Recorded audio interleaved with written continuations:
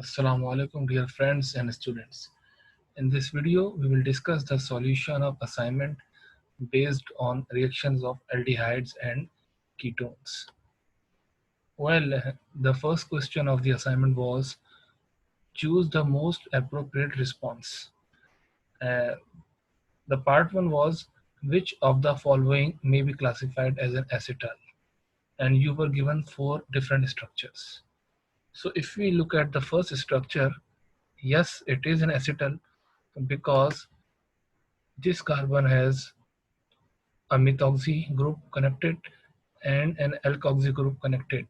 So the carbon having two alkoxy groups connected and a hydrogen with a carbon chain is called an acetal. So compound 1 is an acetal. And if we look at the compound 2, it is not an acetal because this carbon has methoxy but it does not have the other alkoxy group attached. So compound 2 is not an acetal. And if you look at compound 3, again it is an acetal because this carbon has the alkoxy group connected to the right hand side and the alkoxy group connected to the left hand side on the same carbon. So compound 3 is also the acetal. If you look at compound 4, apparently if we consider this methoxy, definitely it's not an acetal because we have the methoxy group here but no alkoxy group connected to the same carbon. But if we look at this carbon, we could simply identify that this compound 4 is also an acetal because of the two alkoxy groups connected to the same carbon. Hence, overall compound 1, compound 3 and compound 4 are acetals. So this best fits to option D.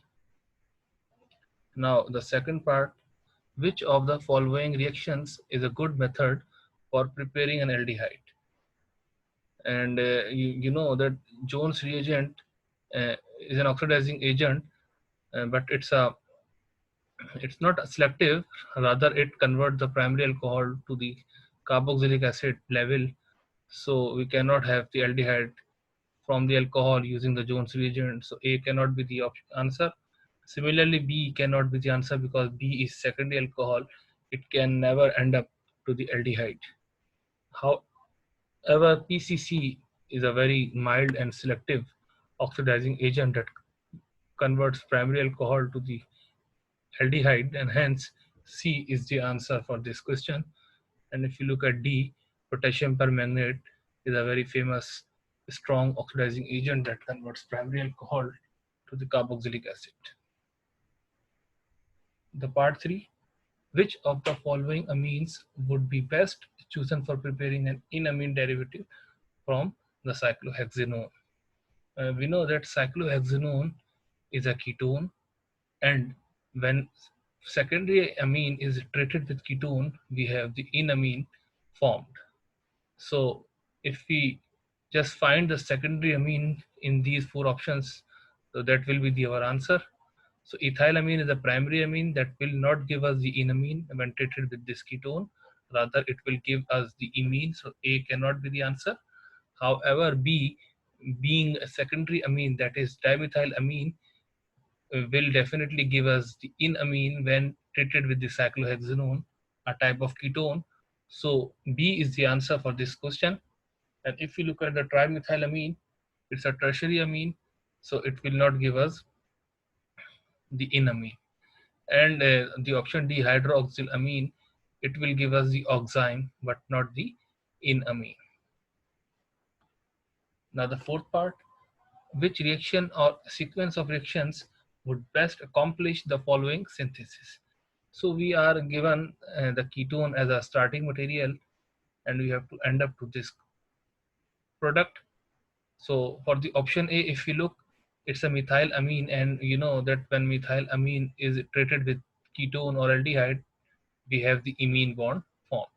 So there is no imine bond in the product, so A is not the answer. And if you look at B, B is not the answer because B, and the reagent that is being used in B is itself an imine which is formed by the merger of formaldehyde and ammonia, and then this imine cannot react with this ketone to have this product. So B is also not the answer.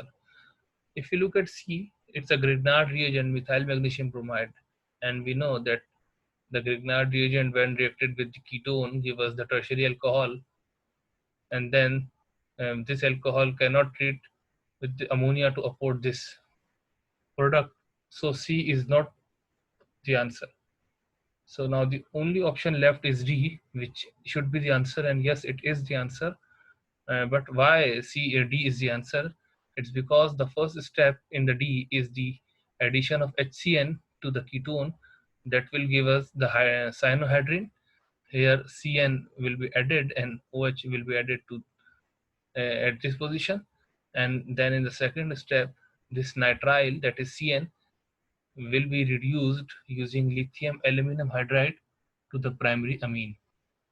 So D is the answer for this part. Now let's discuss the fifth part. Which of the following reactions would not be useful for converting 4,4-diethyl cyclohexanone into 1,1-diethyl cyclohexane? So if we compare the structure of 4,4-diethyl cyclohexanone and 1,1-diethyl cyclohexane, so we may simply find that when this ketone group has been replaced by the CH2, that is the deoxygenation of this carbonyl, this forms. So the first step, that is the first option A, that has the Wolff-Kishner reduction, uh, definitely it converts this 4,4-diethyl cyclohexanone into 1,1-diethyl cyclohexane. So this is not the answer, because they are asking which step, which reaction will not convert this starting material into the product. So second and third, the Clemmensen reduction and Mozingo reduction, they both give the same product as the Wolff-Kishner reduction gives. So the first three options, Wolff-Kishner, Clemmensen, and Mozingo reduction, they, they all give the same product, that is they deoxygenate the carbonyl. So these three options are not the answer. So what is left? The D is the answer, because lithium aluminum hydride will not remove the carbonyl, rather it will reduce to the alcohol level, and we will end up to the secondary alcohol. So D is the answer, that will not give us what is being asked. For part C, which of the following is a semi-carbazone derivative of an aldehyde? So we must know that semi-carbazide, when reacts with the aldehyde or ketone, gives us semi-carbazone. And the structure of semi-carbazide is NH2 carbonyl NH NH2.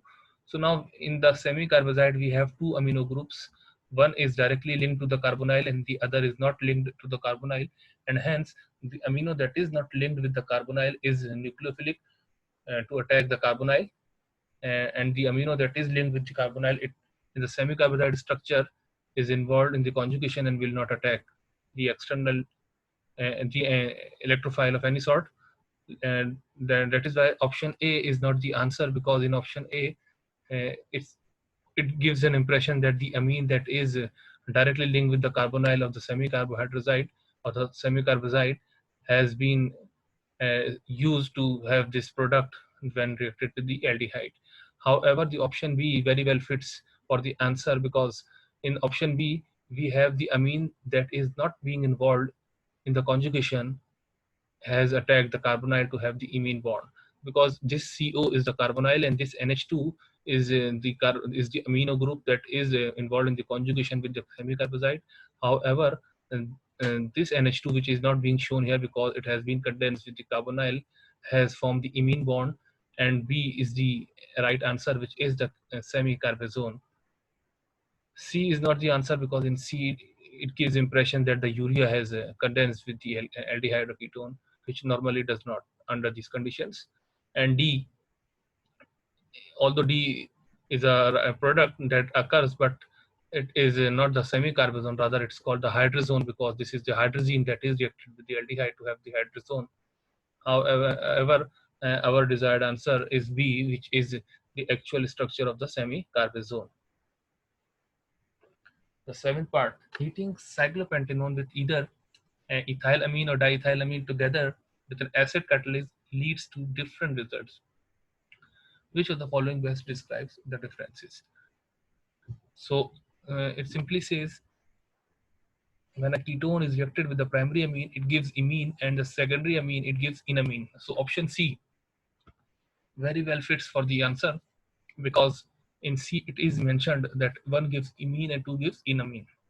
The other options do not fit for the answers. And this is the eighth part. What is the product of the following reaction? If we look at the starting material, we have the alcohol and the aldehyde intact in the same molecule, and the solvent is methanol, which will also serve as a nucleophile, and we have the acid catalyst. So first step will be the protonation of this aldehydic carbonyl carbon, and then the intramolecular cyclization through this hydroxy to this carbonyl will lead us a 5-membered ring with a hydroxy group attached to the carbon that is connected with the oxygen. So hence we will have the hemiacetal formed. Then after the protonation, again the water molecule will depart and the methanol will attack to afford the compound C as the only answer available from these 4 options. For the 9th part, it says what product or products are expected from the acid catalyzed hydrolysis of the following compounds. So this is basically an acetal, because this carbon is directly linked to the 2 alkoxy groups. So if we mentally cut this CO bond from here and from here, so this right hand portion will become the carbonyl, and in this particular case it will become the benzaldehyde, and the left hand side portion will become the hydroxy on both through both oxygens. So overall it will be a 2,2-dimethyl 1,3-propane-diol. So the answer B very well fits for the option B very well fits for the answer, which has the benzaldehyde and 2,2-dimethyl 1,3-propane-diol for this particular case. So these two species will interact together to afford this product. For the 10th part, the reagent semicarbazide NH2 carbonyl NHNH2 reacts with simple aldehydes and ketones, forming crystalline derivatives called semicarbazones. Which of the following represent the structure of a semicarbazone? Here, as we discussed, this is the carbonyl, which has the NH2 group directly connected, and NH2 group. And we have discussed that this NH2 is more nucleophilic than this NH2, because this NH2 is not involved in the conjugation. Hence, it will attack the carbonyl carbon, and after the departure of water molecule, we will have the N double bond C, and overall it's called a semicarbazone. So option B very well fits for this case, because this nitrogen, which is not involved in the conjugation, must have attacked the carbonyl carbon. And in option A, this is not the case, this is not the semicarbazone, because here the amino that is involved in the conjugation with the carbonyl has been shown as the attacking to the electrophilic carbon. So option B is the answer. Part 11, the question is, compound X undergoes formation of cyanohydrin, which on hydrolysis gives lactic acid. Therefore the compound X is, so we have 4 options and we have to find what compound X is.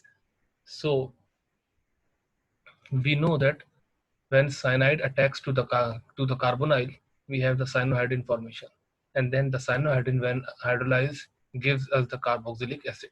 So if we think reverse, then this is the structure of the lactic acid that is being shown here: CH3CH and OH that is connected on this CH and the carboxylic group.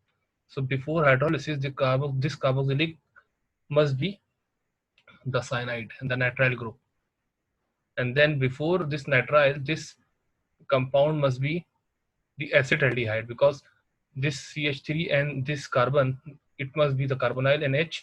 So then to this acetaldehyde, the cyanide must have attacked to have the cyanohydrin, and later upon the hydrolysis we must have this lactic acid. So the acetaldehyde is the answer for this question. And we may also count the carbon. There are 3 carbons, 1, 2 and 3. These 2 carbons must have come from the acetaldehyde, and this carbon must have come from the cyanide.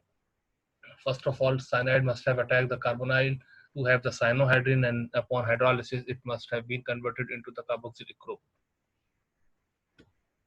For the question 12, it says, which of the following reaction is not shown by the ketones? Well, we know that ketone reacts with HCN to give the cyanohydrin, so this cannot be the answer because they are asking which reaction is not the part of the ketones chemistry. And if we look at the methyl lithium, yes, methyl lithium reacts with ketone to have the tertiary alcohol. Even hydrazine reacts with ketone to have the hydrazone. So the first three reactions all are valid and they are very well known. However, ketone does not react with PCC because we know that PCC is an oxidizing agent that selectively converts the primary alcohol into the aldehyde and does not affect the ketone. For the last part of the question 1, which of the following statement is wrong? If we consider the first option, hydrolysis of an acetal is catalyzed by acid. Yes, it is well known. However, the hydrolysis of an acetal is catalyzed by base is a wrong statement because acetals are base inert, and we know that when we need to protect the aldehyde or ketone, we convert it into the acetal and then do the work under the base catalyzed reaction and condition so that our acetal is not affected, and later at the end we just deprotect the acetal by hydrolyzing with the acid. So option B is the answer, which is not a correct statement. And if we look at the option C, oximes are stabilized by the conjugation between the between the imine and hydroxy group. Yes, it is a true statement. And for the option D, enamines are formed between the secondary amine and the carbonyl of the aldehyde and ketone. Yes, it is the true statement. So option D is the wrong statement. That is the answer. Now come to the question number 2 for this assignment. There are 10 terminologies that are being asked about their definition and the examples. So let us begin with the first terminology, that is called the hemiacetal. Hemiacetal is basically a molecule in which we have the reaction of an aldehyde with one equivalent of an alcohol to have a carbon that is having an alkoxy and a hydroxy and a hydrogen and a carbon chain. So this is the hemiacetal because we have an alkoxy and hydroxy to the same carbon, and this hydrogen is because of the aldehyde. Acetal, which is also called the full acetal. Here, after the formation of hemiacetal from the aldehyde and one equivalent of alcohol, the another equivalent of alcohol comes, and we have the replacement of this OH with this alkoxy group to afford the full acetal or acetal, in which the two alkoxy groups are attached to the same carbon. And if we have the hydrogen also, it is called acetal. If it has the carbon here, we will call it ketal, that we will discuss after some time. So overall, the definition of acetal is molecule formed by the reaction of aldehyde and two equivalents of alcohols. For the hemiketal, it is same like hemiacetal. The only difference is of the ketone in case of hemiketal. So when one equivalent of ketone is treated, when ketone is treated with one equivalent of alcohol, it is called the hemiketal. And for the ketal, it's these are the two equivalents of alcohols when treated with the aldehyde or when treated with the ketone to have the ketal. It's same like acetal. The only difference is of the starting material. Aldimine. When aldehyde is reacted with the primary amine, it gives the aldimine, where ald has come from the aldehyde and imine is the carbon nitrogen double bond. Aldoxime. This is same as aldimine. The only difference is of the nucleophile. In aldimine, the primary amine was the nucleophile. In aldoxime, the hydroxyl amine is the nucleophile. And the product is called this aldoxime because this is the aldehyde, the black one, and oxime because this C double bond and has the OH group as well. Aldhydrazone. Basically, when we have the hydrazine as a nucleophile to react with the aldehyde, the aldhydrazone is formed in which we have the C double bond N and NH2. So aldimine, aldoxime, and aldhydrazone, these all three are similar with the only difference of the grouping here. If we have the carbon chain, it's called aldimine. If we have the hydroxy here, we call it aldoxime. And if we have the amino, another amino, we call it aldhydrazone. So these three concepts of aldimine, aldoxime, and aldhydrazone are applicable to the ketimine, ketoxime, and kethydrazone as well, with the only difference of the ketone. So when ketone is reacted with the primary amine, we call it ketimine because of the ketone and the imine bond. So as for ketoxime, when ketone is reacted with the hydroxylamine to have the oxime, which is formed by the ketone, it's called the ketoxime.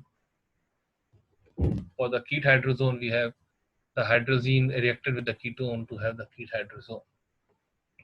The question 3 for this assignment, it asks what aldehyde or ketone is R to be chosen for the synthesis of following molecules.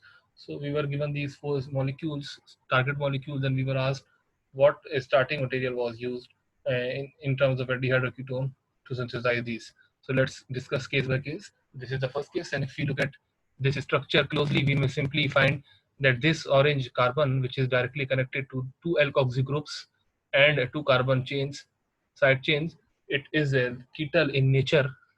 So this ketal must have been formed from the attack of the alcohol, 2 mole equivalent of alcohol to the same carbonyl carbon. So if we cleave these CO2 CO bonds, we may have the 2 hydroxy and the central carbonyl group. And if we draw in a better way, we may find that this must be the starting material, the ketone that must have produced this ketal. For the case 2, again we have a carbon having 2 alkoxy group, and this time this carbon which is having the 2 alkoxy group also has the hydrogen here, which is not being shown here. So if we cleave these 2 CO bonds, we may find that these are in fact the 2 hydroxys, and this is the aldehydic carbon.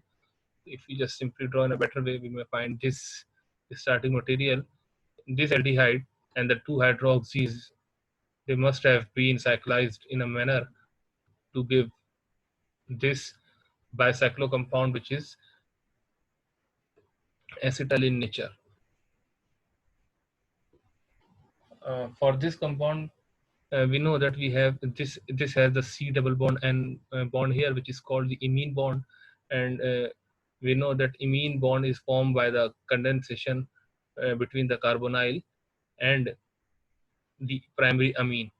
So if we cleave this C double bond N, we may simply find that this right hand side portion will become the carbonyl, and in this particular case, it will become the benzaldehyde, and this left hand side portion will become the NH2 here. So overall, it's called benzocarbohydrazide. So according to question, which carbonyl, which aldehyde or ketone was the starting material used? So benzaldehyde is the answer for this question.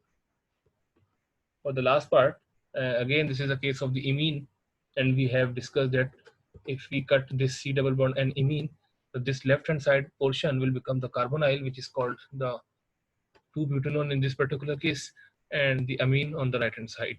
So this amine, when reacts with this carbonyl, and after the departure of water molecule, these two must have produced this imine. So the 2-butanone is the answer for this particular question. Now let's discuss the fourth question of this assignment. It says to suggest the route for the synthesis of this alkene starting from ketone and haloalkane. So if we cleave this carbon-carbon double bond, we know that this is the case of the Wittig reaction, in which we have the formation of alkene from the carbonyl and a ylide.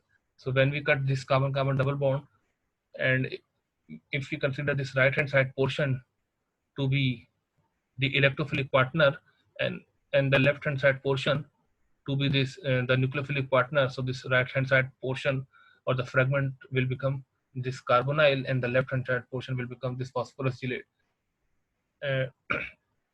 But we may also do the reverse, where the left-hand side portion will become the carbonyl, that is the electrophilic partner, and the right-hand side portion will become the ylide, that is the nucleophilic partner. So these two in red and these two in green, they are the reverse cases. And what route should we suggest? Both are correct, but the problem is that according to question they asked which ketone and haloalkane are to be used. So in the green, this is the aldehyde, and in the red, this is the case of the ketone. So we cannot adopt the lower route, which is shown in green. Rather, we will have to adopt the upper route, which is shown in the red, because this gives us the ketone as the electrophilic partner, and this species as the nucleophilic partner, this phosphorus G8. And definitely it must have come from the corresponding haloalkane, which we will discuss in the reaction scheme, how this has been achieved. So overall, this ketone and this haloalkane must have been used to afford this alkene. So now the synthetic route. Here, this is a complete route for the synthesis of our desired product. First of all, this triphenylphosphine will attack this haloalkane in an SN2 manner to displace the bromine as a bromide, and we will have the PPH3, and P must be the positively charged because of the tetravalency of phosphorus. And in the second step, the base sodium hydride will abstract the proton from here to have proton from here to have a negative charge and positive charge phosphorus, which is called the yelide, which may be better drawn as a double bond between the carbon and phosphorus. And then this phosphorus yelide will attack the carbonyl, that is the cyclopentanone in this particular case, to afford this alkene via the intermediacy of a four-membered oxygen and phosphorus containing ring, which is called the oxaphosphetane ring. Now let us discuss the fifth question of this assignment. It simply asks, propose a reaction mechanism for the following transformation, and what name reaction is this?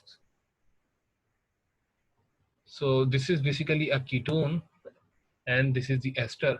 So if you recall, the conversion of ketone in the ester through MCPBA is a very famous name reaction, which is called